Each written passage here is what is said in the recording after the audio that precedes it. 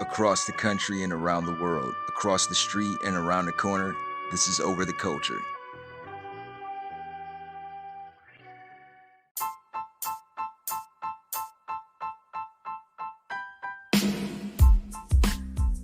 This is Over the Culture podcast, where you get to hear my spin on things I like music, sports entertainment, movies, TV shows, and your mom.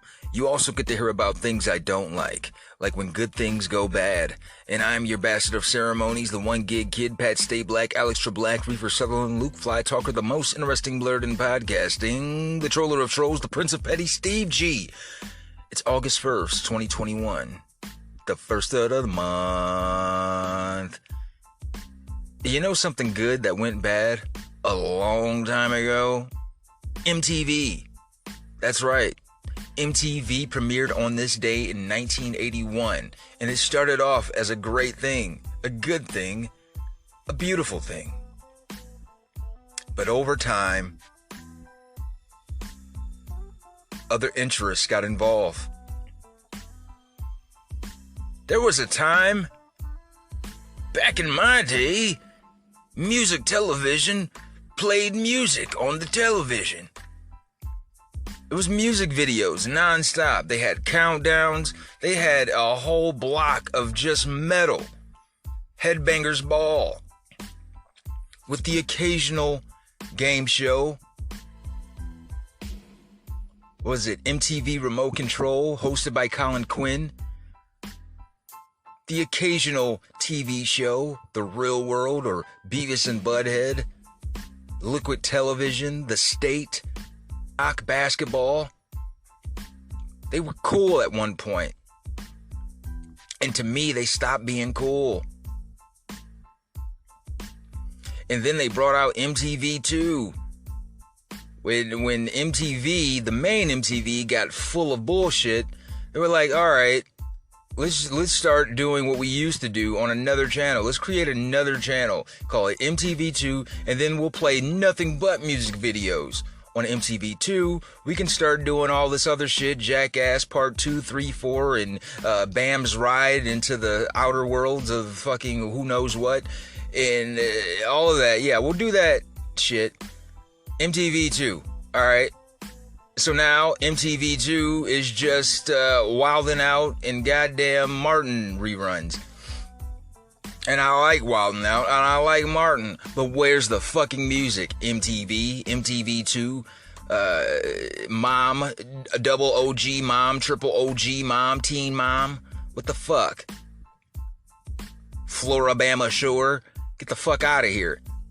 You used to be beautiful. Is that what Ordell said? Samuel L. Jackson's character in Jackie Brown, yeah. Right before he shot Robert De Niro's character, he's like, "Yo ass used to be beautiful." That's how I look at MTV2 and MTV. Next. The 2000s, I swear, I've said this before, man, but the 2000s is a basic bitch of a decade. This is the beginning of shows like Next and Pimp My Ride, Yo Mama. Dog, I heard you like titties and basketball.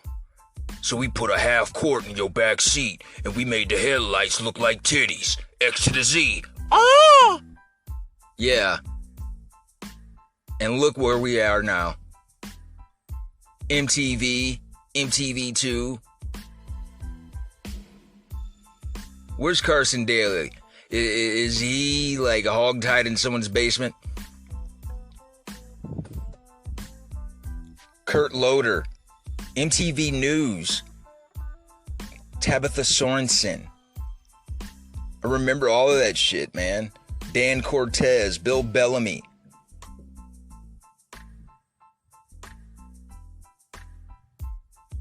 MTV, man. Yo MTV Raps with Dr. Dre and Ed Lover.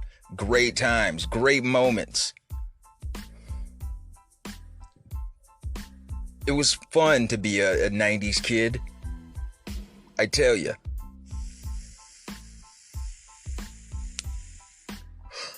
But over the week, Russell Westbrook gets traded to the Los Angeles Lakers. Westwolf.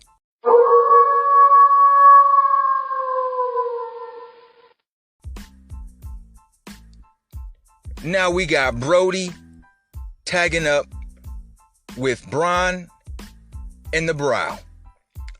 Brodie, Bron, Brow, Bron, Brodie. Get that ticker tape ready, you fucks. God willing, everyone is healthy, safe, and sound. Does Anthony Davis have insurance on those legs? If all is well with his legs, with his ACL, with his shin, with his knees, with his goddamn calves, as long as he's okay, Lord, look over Westwolf, the Mike Tyson of point guards, because he gonna get his. He's coming back home to LA, just like LeBron came back home in 2014 to Ohio.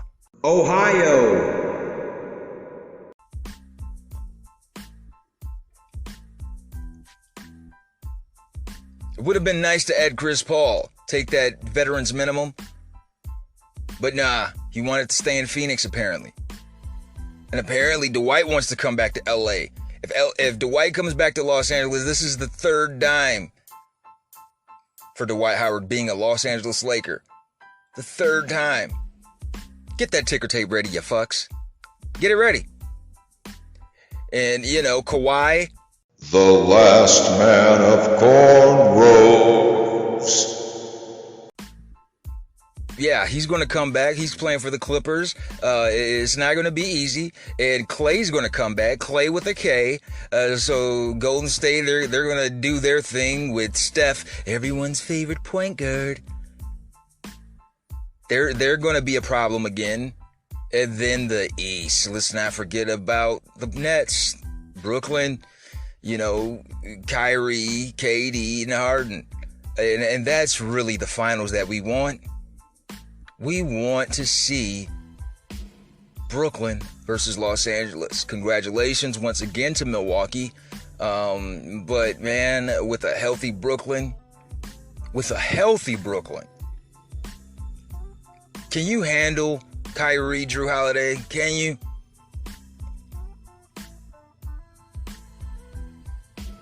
Well, same thing with Brooklyn.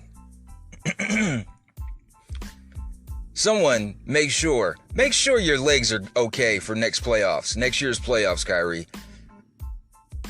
Because you guys are injury prone. You too, KD. We want to see Brooklyn and Los Angeles. It's like LeBron and KD are playing with each other's ex-bitter point guards. And this has become already, I feel, unspoken rivalry when it hasn't even started. They haven't even met each other in the finals. But that's what we want. We want this to be a new rivalry, right? It has a history. There's legacy at stake.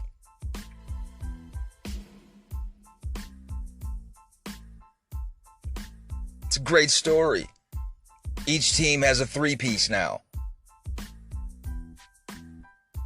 KD, Harden, Kyrie, Brodie Brow. I watched Space Jam 2, and I liked it. I watched the first one, was it last Saturday, and I watched the second one a couple days after that. And you know what? Space Jam 2 is better than the original. Don't argue with me. Argue with your moms. Argue amongst yourselves. I'm not here for it. The story was better. The villain was more captivating. Don Cheadle played the foe of LeBron James. And, I mean, you can't go wrong with Don Cheadle's. Yeah, you know, Hotel Rwanda. The guy from Iron Man. That dude. Ice Tray the gang. It was better. I like the fact that Warner Brothers did a flex for this summer. They did a weird flex. Okay. How about they pull it out of their catalog? They dug into their bag and they brought out Austin Powers for a second or two. They brought out The Matrix for a second or two. They brought out Casablanca. They brought out The Iron Giant, Batman, the animated series, Superman. Because why the fuck not? We own it. Let's use this shit. This is a summer movie, a summer blockbuster. So let's throw some diamonds on there and make this film seem like it came out of an angel's vagina. That's what they did with Space Jam 2. Throw LeBron James in there, some Bugs Bunny, Don Cheadle. Yeah, let's give them everything we possibly fucking can. And I respect it. You might not like it, you might not love it, but learn to deal with it. Warner Brothers, that's what they man. Disney can do the exact same thing. If they wanted to make a new X-Men movie and in one of the scenes Miss Piggy is blowing on Wolverine, why the fuck not? I know the Jim Henson nerds and the goddamn Marvel nerds would get pissed and start writing letters and foaming at the mouth. But fuck it. We got it. Let's use this shit. We can do whatever the fuck we want. Ownership. Can't be mad at it. So on Friday, we just had a boatload of music just dropped on our laps. And it's going to be the same story next Friday. But this past Friday, man, Dave East and Harry Fraud releases their new album, Hoffa. And man, it's 14 songs, 40 minutes and 14 seconds, with features from G Herbo, Jim Jones, Stephen Young, French Montana, Crutch Calhoun, King Shooter, Currency. And, you know,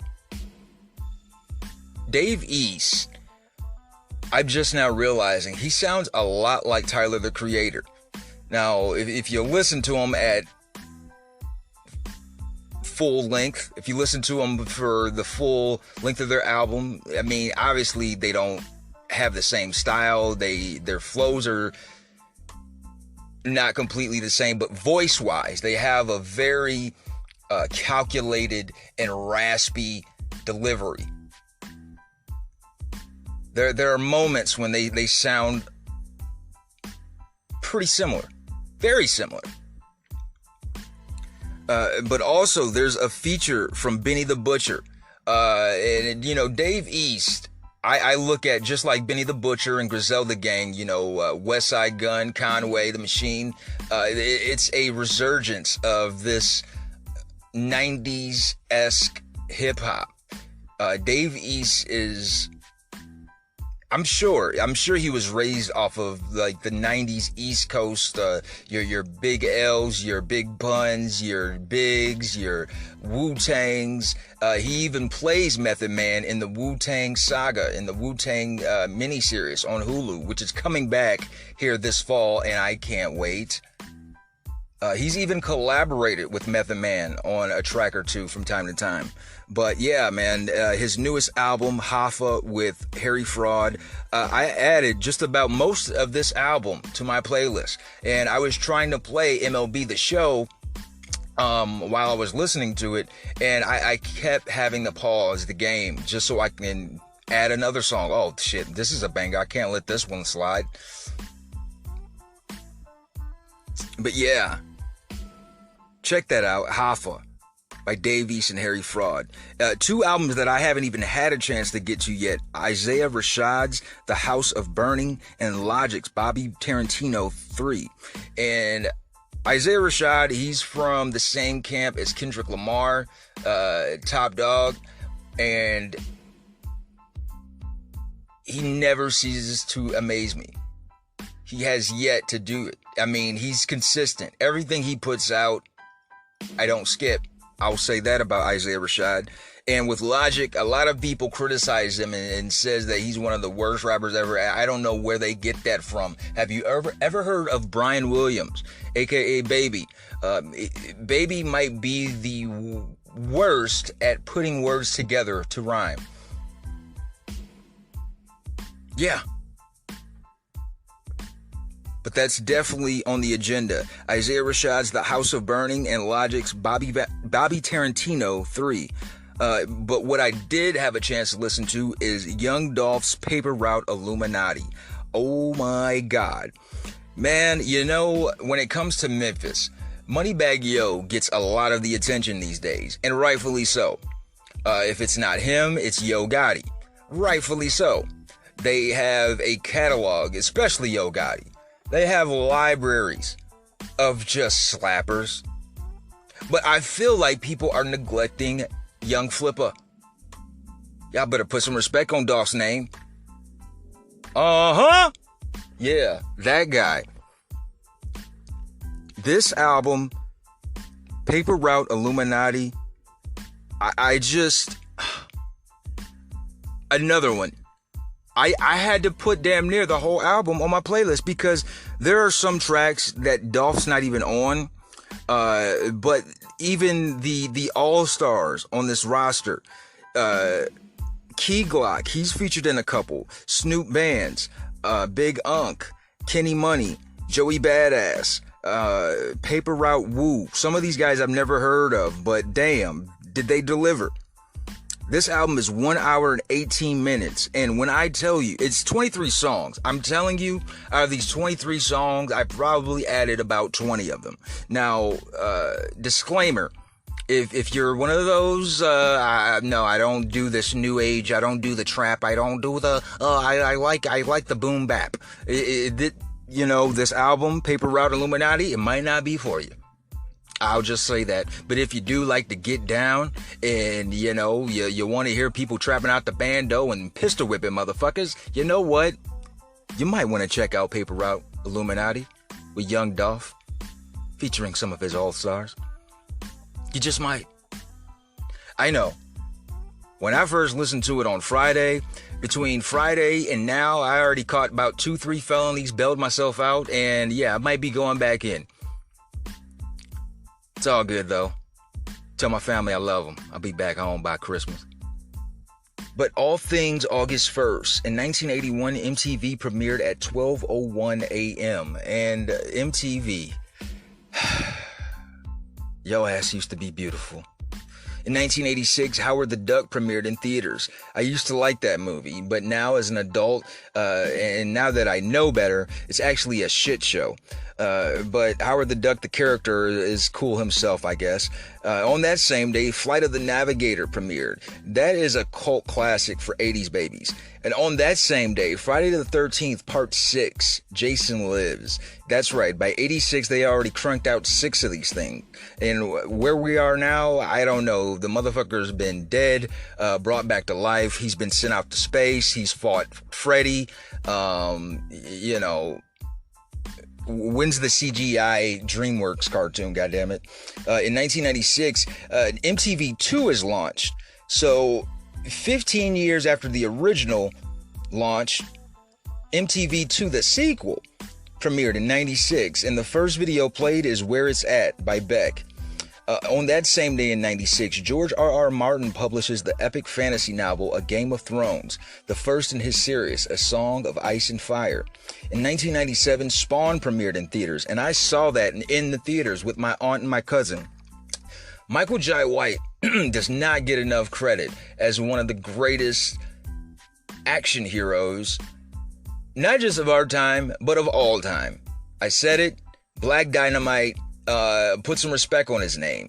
He was the guy that played Mike Tyson in the HBO biopic, Tyson.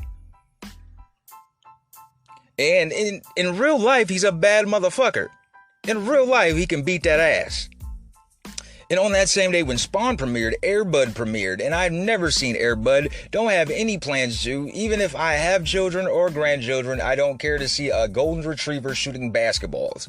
I don't even know how they made it to a sequel. Enough people watched this fucking thing that it warranted another movie with a golden retriever playing goddamn basketball. But I digress. They've even had thirds and fourths. People are strange. But in 2000, Big L releases The Big Picture, R.I.P. In 2006, DMX releases Year of the Dog, again. In 2008, on August 1st through the 3rd, the Lollapalooza Music Festival takes place in Chicago, Illinois. In 2014, Guardians of the Galaxy and Get On Up premieres. I didn't see Guardians of the Galaxy in the theater, but I did see Get On Up. And R.I.P. to Chadwick Boseman. He is probably in my top 5 of actors ever. He did a great performance as James Brown. He's also played Jackie Robinson. And of course, he was Black Panther. But Guardians of the Galaxy is another instant classic. But more importantly, what I'm going to be talking about later is 1995 on August 1st, Raekwon of the infamous Wu-Tang Clan released Only Built for Cuban Links. I remember getting that tape. The fucking tape, it was my fate to get this tape. I'll never forget. I was in 7th grade and we rode the city bus. We rode the Tarta bus in Toledo. It would pick us up to go to school and drop us off back home. And on our way back home, there was just a tape just on the floor on the bus. And I just pocketed that motherfucker. It had some scratches. The titles of the songs were kind of faded, so it had been played, it had been worn. And upon further investigation, I noticed that it was the Raekwon's Only Built for Cuban Links. Now, whoever left that tape behind obviously didn't deserve it, because this is one of those hip-hop gems. Not just of the 90s, but it's one of the greatest hip-hop albums ever. Because it features everyone from the Wu-Tang Clan. Everyone dropping off Fire 16s, and the album has the best Nas feature to ever be featuring Nas in Verbal Intercourses. Nasir Jones kicks off the track, and everyone else follows suit. Starts off with Nas, then Ghost, and then Raekwon himself. Oh my God. Through the lights, cameras, and action, glamour, glitters, and gold, I unfold the scroll, plants want to stampede the throat. Oh my God. Just, Nasir, man, you were on one that day. You were fucking on one. Ice Cream, Wu Gambinos, Incarcerated Scarfaces, the Purple Tape, man. When people talk about the Purple Tape, this is the one. This is what they're talking about. Only Built for Cuban Links. I listened to this tape that I found on that Tarta bus that day all summer. All fucking summer. And I believe I still have that tape somewhere in Ohio. That's something that I never wanted to give away or get rid of, regardless of technology. Very instrumental album, very instrumental tape. So yeah, that's what we're going to be talking about. Oh yeah, did I mention production by Robert Diggs, aka Bobby Digital, aka The RZA?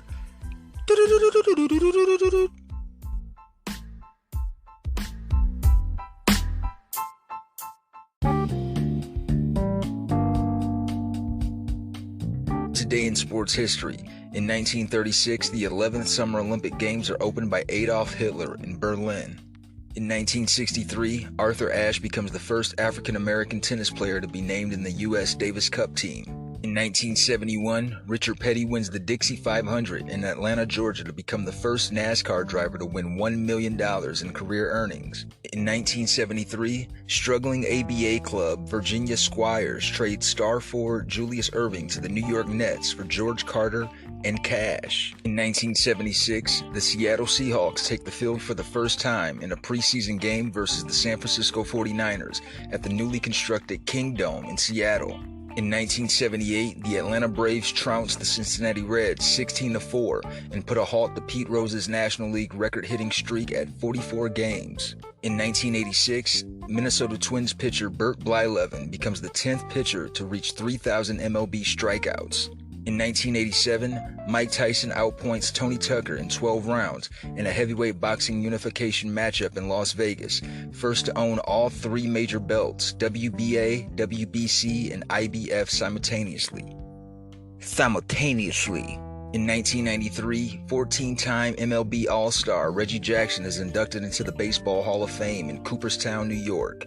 In 1994, Baltimore shortstop Cal Ripken Jr. becomes only the second player after Lou Gehrig to appear in 2,000 consecutive MLB games in a 1-zip win versus the Minnesota Twins. In 1996, American athlete Michael Johnson wins the 200-meter at the Atlanta Olympics. And on that same day, Dan O'Brien wins the decathlon gold medal at the Atlanta Olympics to become the first American since Bruce Jenner in 1976 to win the event. In 2002, star linebacker Ray Lewis signs a 5-year contract extension to the Baltimore Ravens, giving him a $19 million signing bonus, at the time the largest in NFL history. And in 2014, Indiana Pacers NBA superstar Paul George suffers a gruesome compound fracture of his lower right leg in a Team USA scrimmage. And that was my half-ass sports report.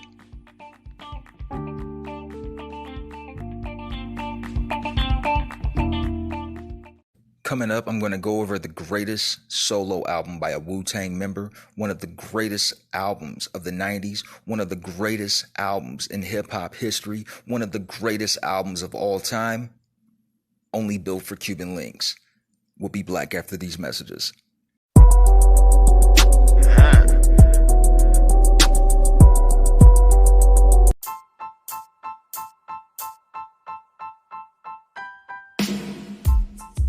In today's birthdays for August 1st, turning 29 today is American basketball player Austin Rivers. Turning 32 today is American baseball player Madison Bumgarner. American football player Mike Wallace turns 35 today. Also turning 35 is American baseball player Adam Jones. Happy 43rd birthday to American football player Edgerrin James.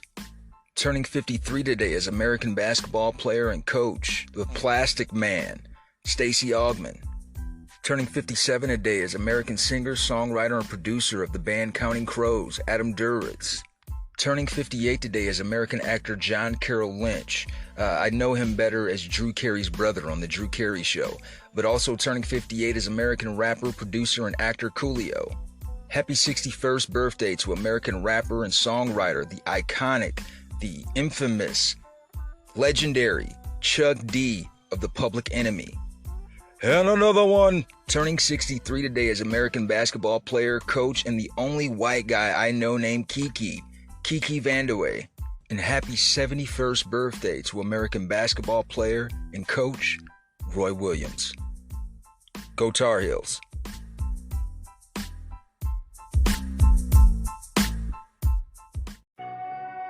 If you haven't heard about Anchor, it's the easiest way to make a podcast. Let me explain. It's free. You know what that means, right? You pay nothing. It's free 99. It's a free app that you put on your phone, and it lets you go from there. There's creation tools that allow you to record and edit your podcast right from your phone or your computer.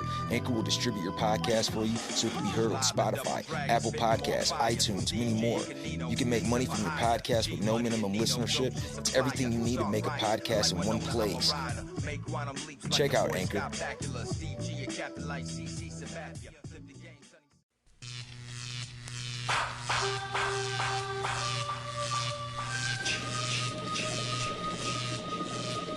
How long we gonna weather the storm before dysfunction gives way to reform? Before we understand there's no consolation when you let cronyism sabotage our nation. Case in point, here come the elite. Put your shirt off your back and the shoes off your feet, represented by vultures who overshadow the culture. Don't it feel like we getting fucked over? The soldier's blood sealed up in a barrel of oil, casualty of America's spoils. Corrupt cops and broke correctional system. Cold trap Latinos and blacks in prison. This to the bullshit bureaucracy to silence the people with bullshit philosophy. If the meek inherit the earth, they gotta be willing to stand for it first. Does it really matter in a fight for your life? If the foot on your neck is the left or right? When every politician in the house is bought, and And they never show remorse even when they get caught. Except that it's broke, gotta fix it. Trying to kick it to you, but you're not listening. The problem demands your attention. Metamorphosystem, gotta be a better way than this one. Break the poor man's back for the rich one. Shit is sick, but we got the prescription. Metamorphosystem. Politics pinned by financial backers, pandering panhandlers for animal crackers. Democracy or hypocrisy, push forward on the envelope constantly. With the demon posses, carbon copies, constitutions being used as proxy. Ancient views, believed by fools, no progress when seeing shoes. Always doing what you already did, so you always got what you still gon' get. Clawing through the webs of hate and condemnation, and fucking the country, put a condom on the nation. Being killed by the sound of silence, closed mouths don't get fed, it's mindless. When you see truth, it's easy to sense evil, but the older I get, the less I expect. Doesn't really matter in a fight for your life if the foot on your neck is a left or a right. When every politician in the house is bought, and they never show remorse even when you get caught. Except that it's broke, gotta fix it. Trying to kick it to you, but you're not listening. The problem demands your attention. Metamorphosystem, gotta be a better way than this one. Break the poor man's back for the rich one. Shit is sick, but we got the prescription. Metamorphosis.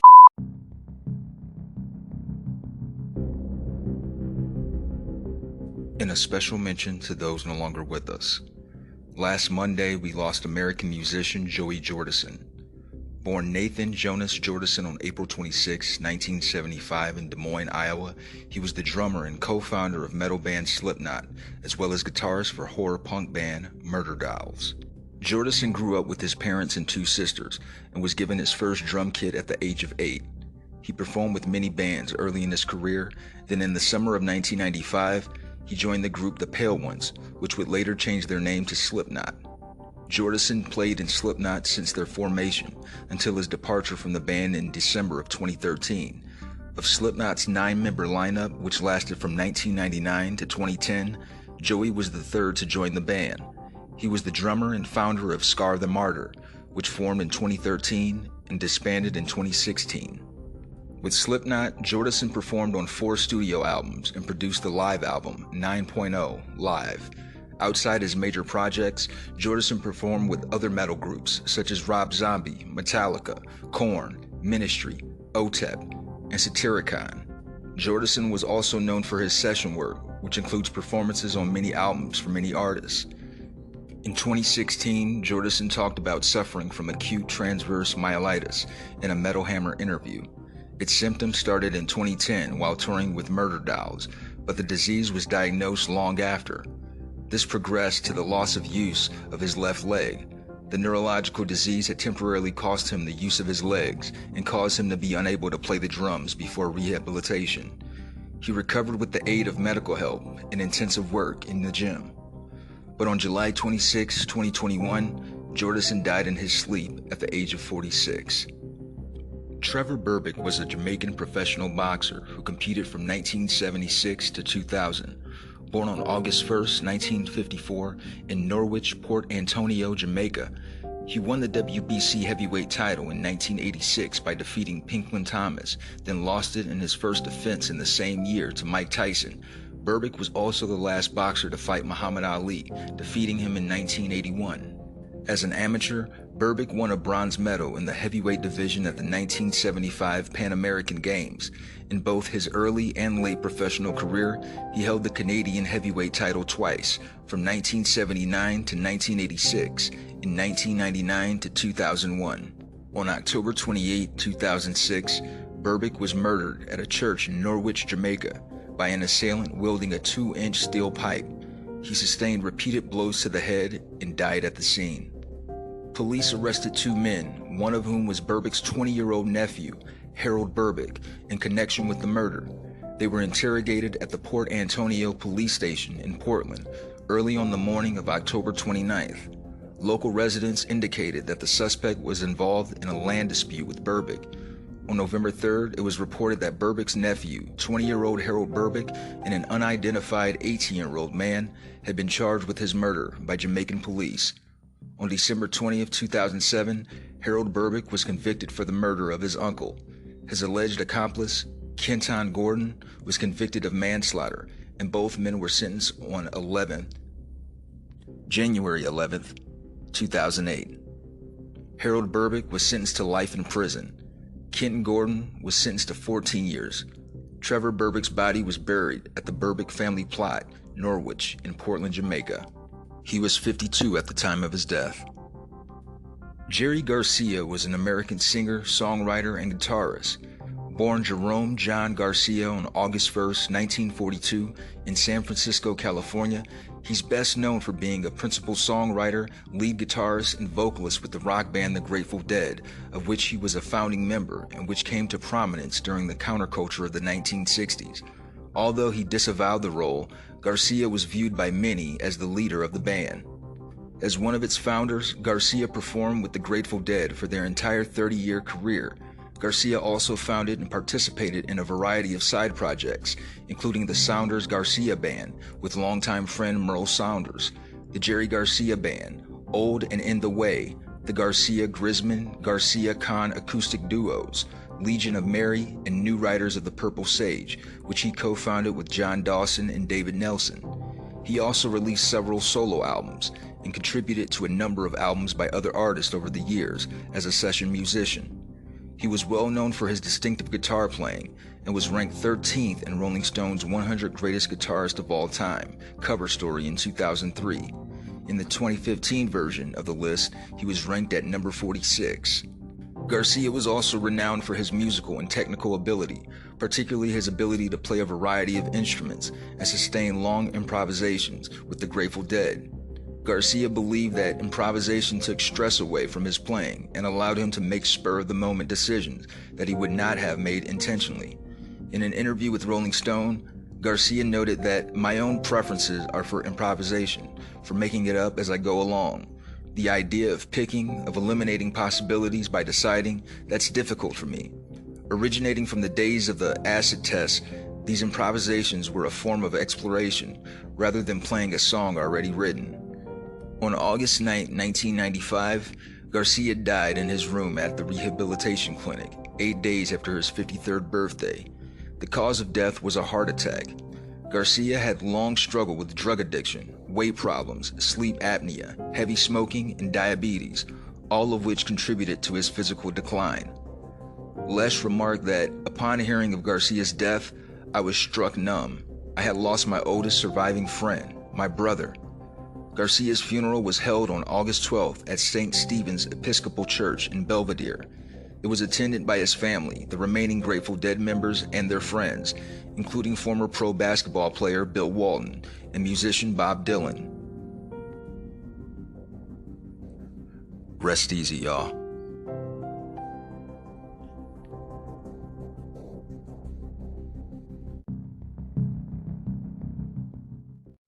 On this day in 1995, the album Only Built for Cuban Links was released.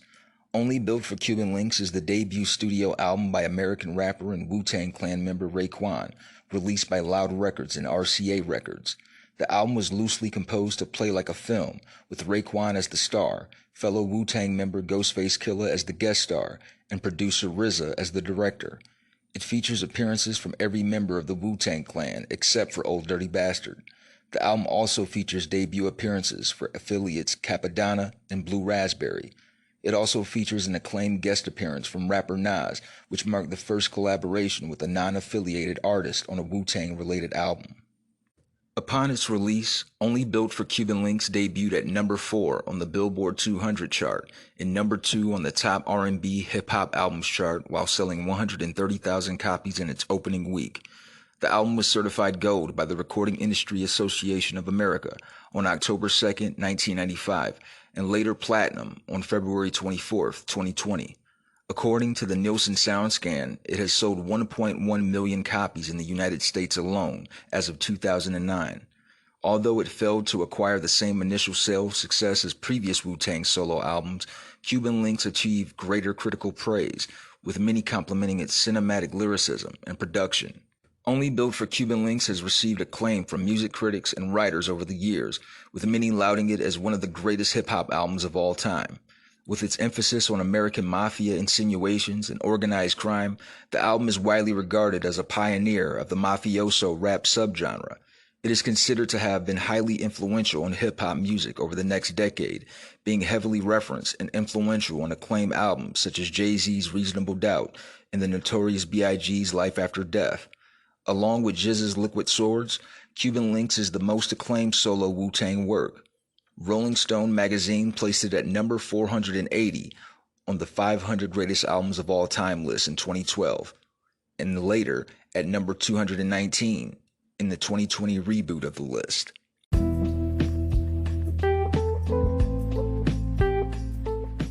Raekwon released Only Built for Cuban Links as his first solo album, and the third scene from the Wu after the release of their debut album Into the Wu-Tang 36 Chambers, with Method Man's Tikal and Old Dirty Bastard's Return to the 36 Chambers, the dirty version released prior. The song Can It Be All So Simple from 36 Chambers marked the first recorded exhibition of Raekwon and Ghostface Killah as a duo, as the two would further establish this alliance on Only Built for Cuban Links. Much of the content on the album deals with real-life topics and situations that both Raekwon and Ghostface Killah commonly encountered and experienced while growing up in Staten Island, New York. In an interview with Wax Poetics, Raekwon explained, "I grew up in the streets, so I talked about that shit I knew and saw. We did the hustling thing. We did the crime thing. We did all the things that made us feel like mobsters or mafiosos in some way." In a different article, Ghostface Killah recollected, "Back then, I was punching a lot of rap niggas in their face, and niggas was getting beat up in the clubs. We were banned from everything. They wouldn't even let me in the tunnel. Niggas was scared to death when I was out there wildin'. I was fucking niggas up, robbing niggas, fucking a lot of bitches, just doing dumb shit." In regard to his and Ghostface partnership, Raekwon later commented, "Ghost and me, especially at the time, had this identical twin effect on each other. We would joke about the same things and laugh at the same shit. We were into the same clothes and shit. We were like the EPMD of the crew." Producer RZA also commented on the duo's congruency. "Ray and Ghost together, those two right there were notorious kids from two different projects. Cuban Links was an opportunity for Ray and Ghost to give us the street side. When we did it, I said, yo, it's going to be a very dangerous album. It's going to change the game. We're going to invite those demons, every negative stereotype, and deal with them. It's like the shit was lived. A lot of it was lived or experienced in one form or another. It's so natural. It doesn't feel like songs. It was a chance to show the world not only how New York lived, but also how Shaolin preserved New York. An older generation was leaving and getting older. We're from the crack generation, that real gritty, rough, project shit. We was on corners at 15, 16, doing shit you couldn't imagine." Only Built for Cuban Links features a wide array of Wu-Tang members, as well as Wu-Tang affiliates Capadonna and Blue Raspberry. It also features a guest appearance from rapper Nas, making this the first collaboration with a non-affiliated artist on a Wu-Tang related album. Regarding this event, Nas later recalled, "Ray would come out to Queensbridge. I would go to Staten Island. We'd just ride and hang out all night. We didn't call each other to work. We called each other to hang out. Somehow we wound up in the studio. RZA had a couple of beats. He played them for me. I got on both of them. The other one never came out. I was honored to be asked to be on the album. Raekwon was ahead of the game. I knew Ray was a classic artist, and the album was going to be a music classic." The album's title serves as a warning of its musical potency to those not prepared for the uncut raw contained within. Although the original intended title was Only Built for Cuban Links Niggas, this idea was eventually dismissed in favor of a more market-friendly one. Ghostface Killah later specified, "We already had the title. The chain we used to rock back in the days was Cuban Links, so Ray came up with the theory, like a Cuban link is one of the roughest chains to break. Only Built for Cuban Links, real niggas, strong niggas." The album is also commonly referred to as the Purple Tape because the original cassette's plastic was entirely purple. Raekwon marked the tape distinctively as a reference to drug dealers' method of tagging their product to distinguish it from that of others. "I wanted to portray an image that if I was selling crack or dimes in the street, you would recognize these dimes from other niggas' dimes." Recording sessions began in late 1994 and proceeded midway through 1995 in RZA's basement studio in Staten Island, the same studio that many of the group's earlier albums were recorded in. In regard to Raekwon and Ghostface Killah's original recording intentions, RZA recounted they had wanted to go to Barbados, but when they got to Barbados, the racism was so crazy, It was on some slave mentality. The blacks were being treated like shit. They stopped back and everything was recorded in my basement. No engineer, no assistant engineer. I did everything on that shit. The only 2 albums I did with nobody fucking with me was Lynx and Liquid Swords. I was on a mission. To make all those early albums took 3.5 years of my life. I didn't come outside, didn't have too many girl relations, didn't even enjoy the shit. I just stayed in the basement, hours and hours and days, turkey burgers and blunts. I didn't know if it was working, but nobody could hear or say nothing. No comments, no touching the board when I leave. Everything was just how I wanted it. Regarding the recording atmosphere, Raekwon stated, the way RZA had it popping back then, we would come into his spot. It was like dudes would come in on their own time and create stuff. I remember I just came in and the beats was just pumping. Seeking to musically express Raekwon's blend of 5%er Creed and Inner City experience, producer RZA worked intensively on a polished sound, slower and more layered than that of Wu-Tang's previous efforts, using strings, piano loops, and vocal samples from kung fu movies and mafia films. Due to Raekwon's storytelling, mobster-minded approach, the producer set up only built for Cuban Links to play like scenes in a crime movie. RZA has cited soul musician Isaac Hayes as an influence on his orchestral approach to several of the album's tracks. He also later revealed that several of the album's beats, such as Incarcerated Scarfaces, were originally intended for Wu-Tang members GZA's Liquid Sword album, but because of Raekwon's timely writing approach, were used last minute for Cuban Links. In regard to this, Raekwon clarified, RZA's house was more or less like a candy store. You came in, have all kinds of shit to choose from. I would take stuff that I felt would suit my album correctly. Others would take their own beats too. The beats were like a grab bag. If I came in and heard a beat that somebody had already claimed, then I just had to fall back. We almost never fought over beats or nothing. I'd tell RZA if I like a certain beat and he'd see if it would fit or not. Throughout the album, producer RZA sampled dialogue from various scenes in the John Woo film, The Killer. RZA later recollected, I met John Woo that same year. He sent me a letter. He was honored that we did it. I felt confident we could settle anything that came up. You can usually settle that shit. It's part of that budget, man. But John Woo didn't want nothing. Never no money for that. We actually became friends. He took me and Ghost to lunch and dinner many times. He gave me a lot of mentoring and film. The song Wu Gambinos was one of the first songs recorded for the album and marked the beginning of the Gambino aliases used for the members who appeared on the album and would eventually become highly influential on hip-hop. Raekwon later explained, the Wu Gambinos aliases come from how I used to like the movie Once Upon a Time in America with Robert De Niro and James Woods. I liked how these young little niggas grew up from the ground up, not having nothing to start. And the names came. You know, Tony Starks came from Iron Man. Lou Diamond came from Louis Roederer, who made Cristal, and from me being infatuated with the diamond world. Back then, I was wearing a lot of ice, was calling shit ice. But then I started giving some of the niggas in the crew's names. Being that it's my album, I wanted niggas to know, you gotta have a certain AKA when you're on this track. This is a Gambino track. Wu Gambinos. I would call Master Killer Noodles, call GZA Maximilian. Inside the movie Once Upon a Time in America, Noodles and Max were partners. I felt like GZA was like Maximilian because he was like the brains of the crew. He would say something real intellectual and smart. I called Deck Raleigh Fingers because of the way he rolls blunts. So names just started fitting niggas. Only Built for Cuban Links is often commemorated for its introduction to a distinctive slang individual to Raekwon and Ghostface. Heavy use of the supreme alphabet and supreme mathematics is often used by the Wu-Tang Clan, blended with terms picked up on the inner city streets of New York, as well as several songs based around detailed, loosely connected stories.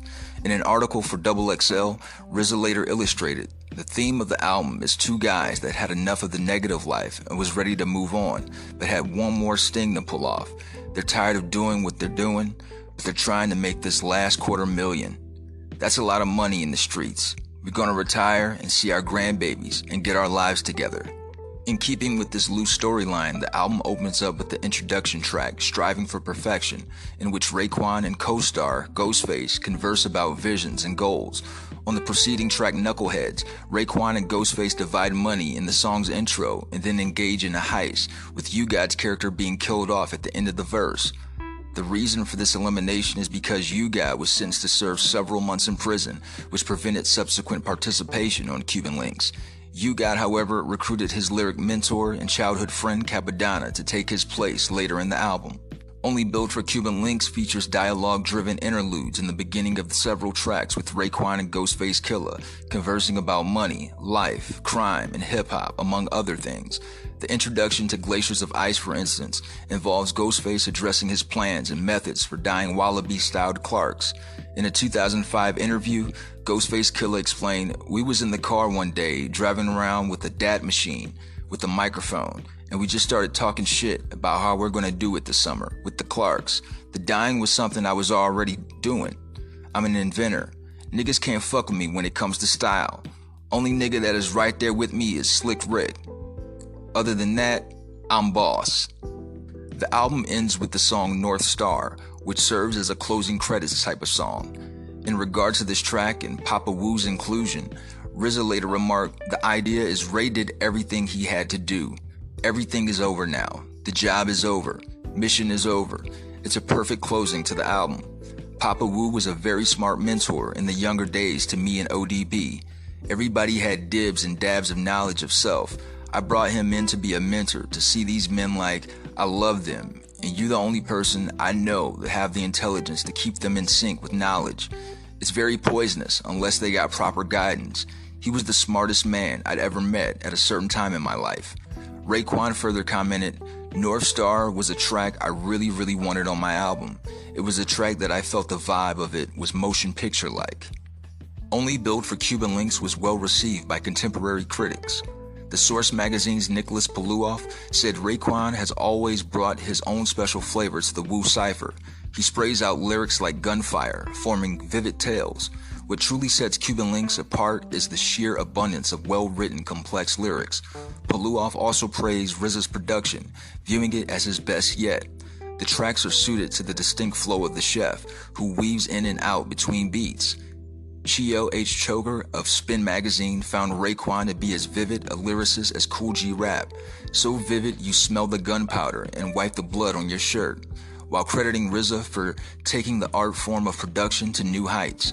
Los Angeles Times said, "The songs with other Wu-Tang Clan members are as good as anything on Enter the 36 Chambers," and wrote of the music, RZA's production, sensibilities, sometimes minimal, other times symphonic, pull the listener in despite the chaos. In a genre characterized by singles, Cuban Links is a full-blown album where the big picture is just as moving as the compositional stylistic elements. In Vibe magazine, Dream Hampton was impressed by Raekwon and Ghostface Killah's use of cultural appropriation in their lyrics and said that they bring the best in each other. Only Built for Cuban Links has since been ranked by critics and publications as one of the greatest hip-hop albums of all time. The Rolling Stone Album Guide called it essential listening for anyone interested in the Wu-Tang Clan, while Steve Huey from AllMusic said Raekwon is arguably the Wu's best storyteller, crediting him for translating epic themes and narratives of a mafia movie into a startlingly accomplished hip-hop album. Huey argued the record was possibly the best Wu-Tang solo album, along with GZA's Liquid Swords, and wrote that, like that album, Only Built for Cuban Links takes a few listens to reveal the full scope of its lyrical complexities, but it's immensely rewarding in the end. From Striving for Perfection to Knuckleheads, Knowledge God, Criminology, Incarcerated Scarfaces, Rainy Days, Guillotine Swords, Can It Be All So Simple, Shark Niggas, Ice Water, Glaciers of Ice, Verbal Intercourse, Wisdom Body, Spot Rushers, Ice Cream, Wu Gambinos, To Heaven and Hell.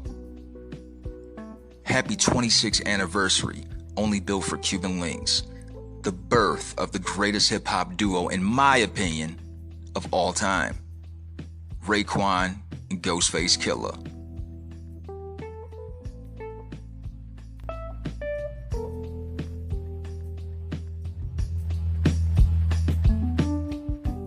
So that wraps up another edition of Over the Culture Podcast.